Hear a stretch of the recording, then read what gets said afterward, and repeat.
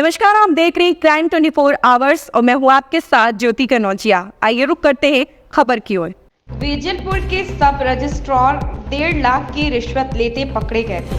उसके पास से 58 लाख कैश बरामद। 7 महीने बाद एसीबी ने दर्ज किया केस। अहमदाबाद के वेजलपुर में एंटी करप्शन ब्यूरो ने करीब 1 साल पहले सब रजिस्ट्रार दफ्तर पर छापा मारा था, जिसमें सब रजिस्ट्रार तुलसीदास मारकना को 1.5 लाख रुपए की रिश्वत लेते हुए पकड़ा गया था। उनके घर से 58 लाख कैश भी बरामद हुआ। इसकी जांच एसीबी ने की और तुलसीदास से पूछताछ की, लेकिन 58 लाख की नकदी के बारे में वह कोई स्पष्टीकरण नहीं दे सके और आखिरकार एसीबी ने उनके खिलाफ मामला दर्ज कर कार्रवाई की। शहर के जीवराज पार्क में राम तीर्थ सोसाइटी निवासी तुलसीदास मरकाना उप पंजीयक कार्यालय में उप पंजीयक वर्ग 3 के पद पर कार्यरत थे। पिछले अगस्त में एसीबी ने छापा मारकर तुलसीदास को 1.5 लाख रुपए की रिश्वत लेते गिरफ्तार किया था।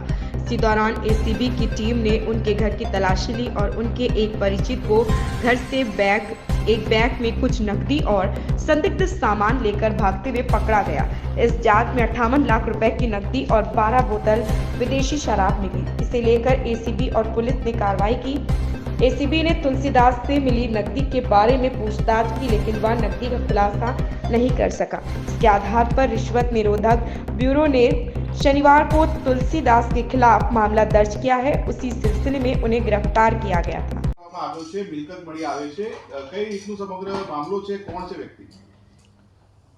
ગઈ તારીખ 12 ઓગસ્ટ 2023ના રોજ વેજલપુર સબ રજિસ્ટ્રાર કચેરીમાં રૂપિયા 1,50,000ની ટ્રેપમાં સબ રજિસ્ટ્રાર તુલસીદાસ પરસોત્તમદાસ મારકણા રંગે હાથે ઝડપાઈ ગયેલા.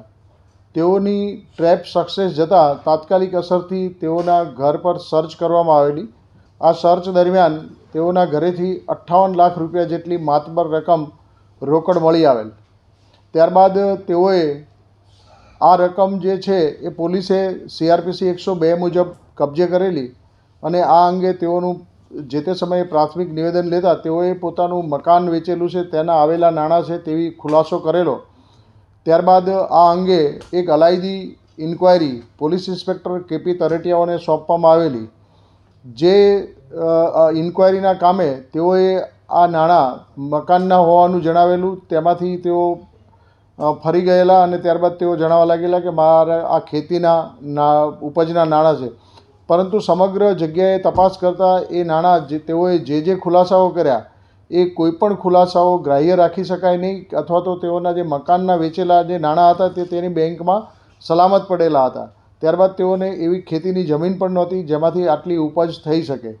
જેથી આ નાણાં છે તેવી છે તેઓએ કોઈ સંતોષકારક ખુલાસો કે પુરાવાઓ રજૂ કરી શકેલા નથી. તેઓને વારંવાર આ અંગે તક પણ આપવામાં આવેલી, જેથી તેઓએ આ નાણાં છે એ પોતે સબ રજિસ્ટ્રાર તરીકેના પોતાના હોદ્દાનો દુરુપયોગ કરી અને જે ટ્રેપ દરમિયાન જે નાણાં પકડાયા હતા એ જ પ્રમાણે અગાઉ અન્ય ગ્રાહકો પાસેથી લઈ અને આ નાણાં ભેગા કર્યા હોય તેવું પુરવાર થતાં તેઓના વિરુદ્ધ આ અંગેનો સત્તાનો દુરુપયોગ કરી આ નાણાં અનડ્યુ એડવાન્ટેજ તરીકે મેળવેલા છે તેનો ગુનો દાખલ કરવામાં આવેલ છે અને ગઈકાલ રોજ તેઓની ધરપકડ કરવામાં આવેલ છે. શેના માટે આ પૈસા માંગતા હતા લોકો પાસેથી? સબ રજિસ્ટ્રાર કચેરીમાં તેઓ કોઈપણ દસ્તાવેજ નોંધાવવા જાય તો દસ્તાવેજ ઝડપથી નોંધી આપવાના, દસ્તાવેજમાં કોઈ ભૂલ નહીં કાઢવાના અથવા તો દસ્તાવેજ જલ્દીથી છોડી દેવાના વગેરે બાબતે લઈ અને તેઓ આ પ્રકારે નાણાંની માંગણી કરતા હતા. કેટલા લોકો પાસેથી આ રીતે નાણાં માંગ્યા છે એવું કોઈ આંકડો આવે છે સામે? હાલ એ બાબતે હવે પછીની તપાસમાં આગળ ઉપર ખોલવામાં આવશે.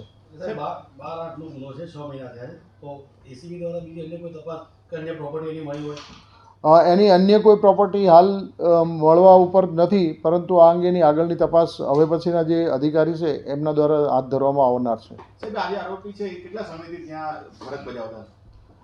એ આરોપી હાલ ચોક્કસ યાદ નથી કે કેટલા સમયથી ફરજ બજાવતા હતા. સાહેબ આ એમની સાથે અન્ય કોઈ જે અધિકારીઓ છે તે સામેલ છે કે કેમ તે દિશામાં તપાસ હાથ ધરવામાં આવશે? શું કાર્યવાહી રહેશે? એ એમની સાથે અન્ય કોઈ સામેલ છે કે કેમ એ દિશામાં તેમના ઉપરી અધિકારી કોઈ છે કે કેમ એ દિશામાં તપાસ હાથ ધરવામાં આવશે અને જે કોઈ એમાં સંડોવણી જણાશે એની ધરપકડ પણ કરવામાં આવશે. इस खबर में बस इतना ही। बने रहे क्राइम 24 आवर्स के साथ।